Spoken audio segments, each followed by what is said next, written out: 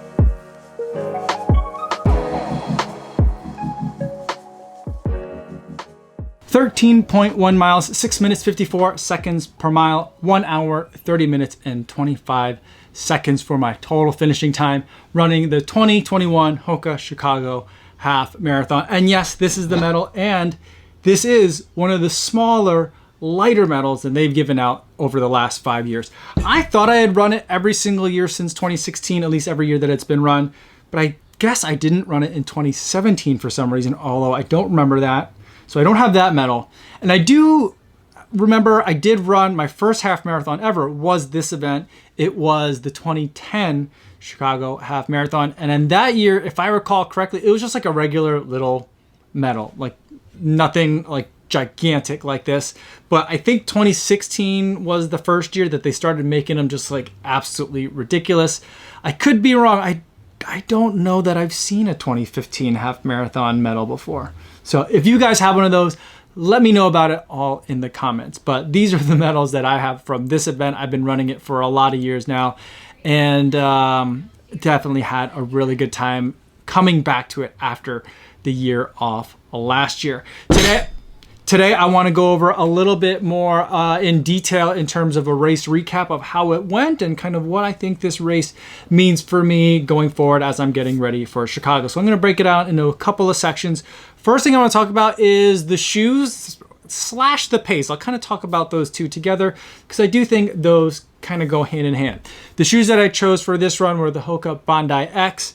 I chose it for a couple of reasons. One, because it was peculiar. It's a weird shoe. It's gigantic. It's cushioned. It's got a carbon fiber plate in it, and I've not really run in anything like it before, so I thought it'd be super interesting to do that. Plus, as a guy that reviews shoes, being able to show up to a race in a shoe that isn't even out on the market yet, there's a little bit of a draw there for me too. So I have to admit that that at least played a little bit of a part in my decision for the day. I also had brought the Carbon X2s with me because I thought that would be a really good choice for this course as well. This course, you spend a lot of time running on Lakeshore Drive, which sounds lovely, but all it means is you're running on super dense concrete, and your feet and your body definitely take a bit of a beating.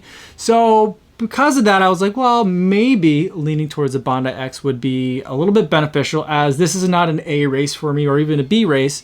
It was something that I was going to use as a marathon workout. So like going into the day, I was thinking, if I could get somewhere in, my goal marathon pace is probably around 7:14 to 7:10. If it's a 7:14 per mile, that puts me right at my age group's BQ. It puts me at 3 hours and 10 minutes. But anywhere between 7:14 and 7:10, maybe 7:05, I felt like that would have been a really solid 13-mile workout. Test out some fueling strategy, test out some pacing, and test out hopefully some discipline by running in a pack. It didn't quite work out that way. This year, even though there were 7,000 runners in attendance for this event, it's still a lot smaller than it usually is in prior years. And so like there was a 1 hour 30 group ahead of me. I didn't really see very many other pace groups behind me except for like a 145. And so like I couldn't really find the right group to run with. It wasn't that crowded in the corrals, at least where I was. So I ended up being like right behind the 130 group. And I thought, you know what, I'll hold on to those guys for as long as I can and then just kind of see what happens later on in the race. So that's kind of how I went out. And I do feel like that pace group went out a little bit hot. But as I was going through the miles, I felt like I was clicking them off between 6 minutes 40 and 6 minutes 50 per mile, which is 3 hour marathon pace or 1 hour 30. But that group still kept getting a little bit further away.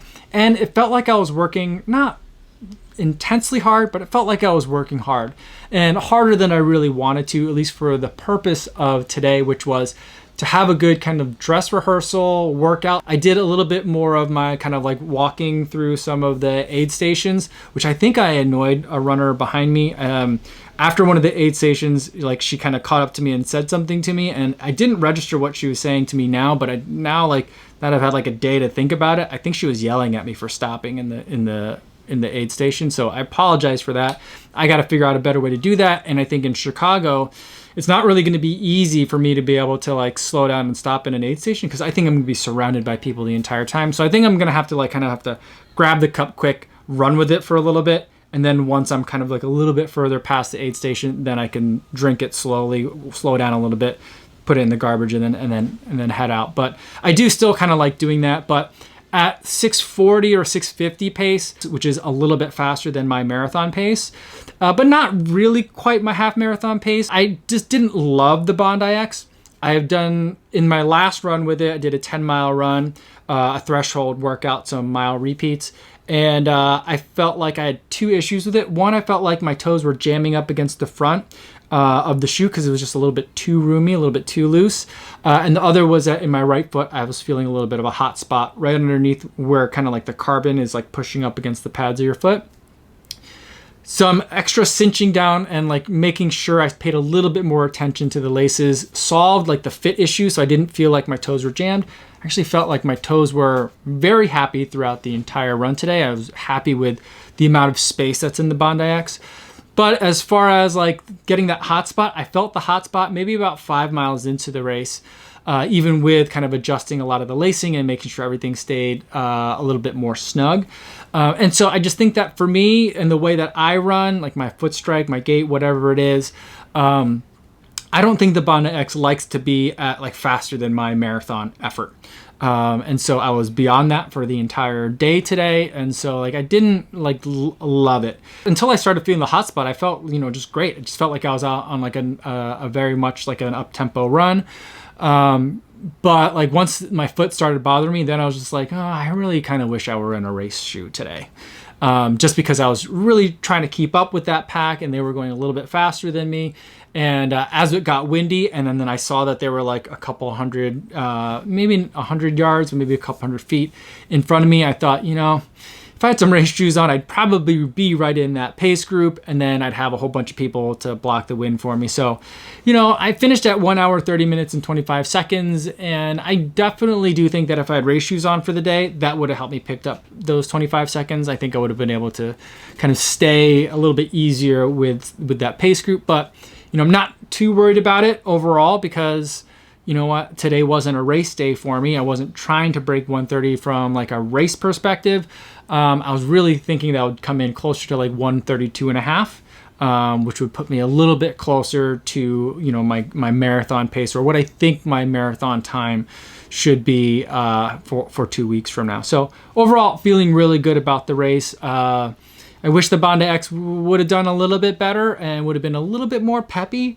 But, I think I was kind of pushing it outside of what I think that shoe is really intended for.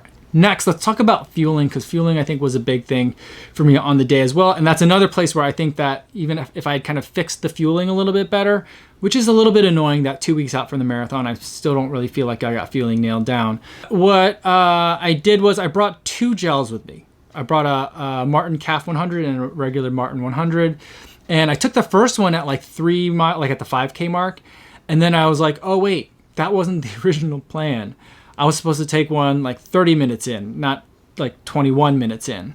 So that kind of like threw things off. And then I took the second gel at like the 8 mile mark or maybe the 9 mile mark. So there was quite a bit of time in there where I wasn't taking gels. In that time, I was taking more Gatorade and trying to get more sugars from the Gatorade that was on the course. And that worked okay, except for the fact that it was really great weather for running temperature-wise. It wasn't too humid. Started in the 50s, ended kind of in the 70s for air temps. So it was really like comfortable to be out there running. And my body just didn't really feel like taking in a ton of fluid. And so like there were parts of the race where I was just like, I should probably find some more sugar to take down. But I found myself just running past the aid stations and not taking in anything. So like, that's a little bit of a concern. The fact that like, I don't think that it was stomach issues, but I just didn't feel like it. And that's weird. I really think that like, had I could have like done it a little bit differently, what I probably would have done is kind of brought 3 gels along. So I think for the marathon, what I am going to do is, I'm never really sure if I should bring 5 gels or 6. I think I'm definitely going to be bringing 6 gels with me for the marathon. And you know what? If I end up not needing them or not wanting them or not feeling like I can stomach them, so be it. Since now that we are talking about kind of like race day and what I'm thinking about doing for now, I think that kind of the level of effort that I feel like I had to put out for today kind of tells me a lot more in terms of where I think my fitness is. So if we look at some of the numbers, it was 6 minutes, 54 seconds per mile, at least according to the splits by chip time, right? So if we break that down and then look at some of the other metrics that I was able to collect from my chest strap and my foot pod and my watch, the average for the entire 13.1 was 166 beats per minute for heart rate and 274 watts. So that 166 number, that's kind of where I've been saying I think my marathon heart rate is. But I did feel like I was working a little bit harder today. So maybe I have to kind of tone that number down a little bit and not let myself redline or change where I think my marathon kind of redline numbers are for heart rate. But I'm not going to really worry about it too terribly much. I'm going to let like how I feel about the pacing kind of dictate a little bit more of that. But the power number at 274 definitely tells me that I was running harder than kind of like what my marathon fitness is. I think a power number for me right now for marathon is somewhere around like 265, maybe up to 270. So not off by a lot, but definitely the power number was higher than what I want to do for 26.2. But for 13.1 for like a marathon-ish type of workout, I'm very happy with kind of like where all these numbers are, including the power number. And I feel like, these are all kind of like reinforcements of kind of like where I'm thinking my fitness is progressing and how I'm doing. So to translate then that now to kind of like where I think my marathon pace is going to be, or where my marathon fitness is, I'm thinking that I'm going to come in, or at least start out at the 310 pacers. I was thinking maybe I should start back even further, maybe with the 315, but I think I'm going to start with the 310 group and try to just stick with that group for as long as possible. See where my heart rate is, if I'm letting the group kind of like surround me and I'm just like running with the pack and kind of like disconnecting and just kind of like going with the flow and seeing whatever they're doing. So I think that hopefully by doing that, I'll be able to keep my heart rate like in the low 160s. So, 5 beats per minute lower than what I did for this half marathon, while also keeping the power somewhere around 265. So I think if I can do that, by the time I hit maybe the 20 mile mark, maybe even the 18 or 17 mile mark, that's when I could start kind of like splitting off from the group and trying to see what kind of time I can eat into in terms of building a little bit of buffer for myself for getting that Boston bib. I think if I stay with that 310 group, I think that would be a pretty good B goal for me for the day. And if I get at that 310, that's my BQ time, which would be a great kind of like milestone to hit again. I BQ'd once. I'd like to do it again because now my BQ is too old.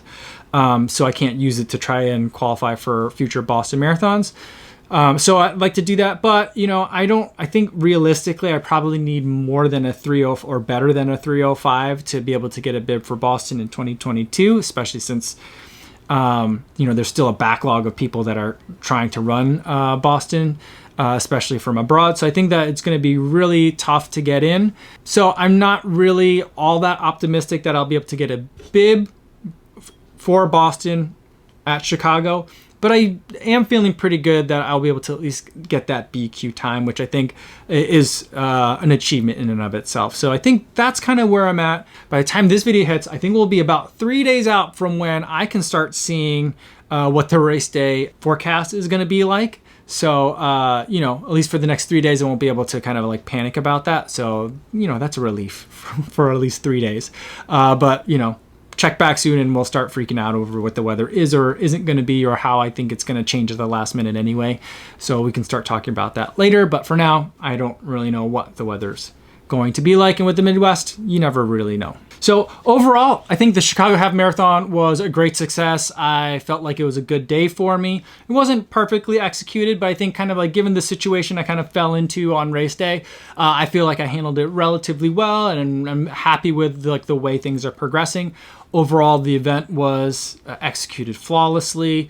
The expo was very fast to be able to get through if you didn't want to spend a lot of time inside, which I didn't.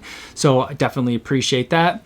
Gear check problems that they've kind of had back and forth over the years, depending on which year it is, not an issue at all this year. There was a different course as well, so you spent more time on Lakeshore Drive, and you had a weird turnaround over at McCormick Place, which I didn't exactly love, but you know, I think that I don't know what's going on in the park. There's a lot of construction going on there, so I don't know if that affected it or what it was, but you know, I think they made the best situation that they could out of it, and it was great to see everyone there. I met so many of you at the race before, during. I took some selfies with people during the race, and also I met so many of you after the race as well. The post-race activities were a lot of fun.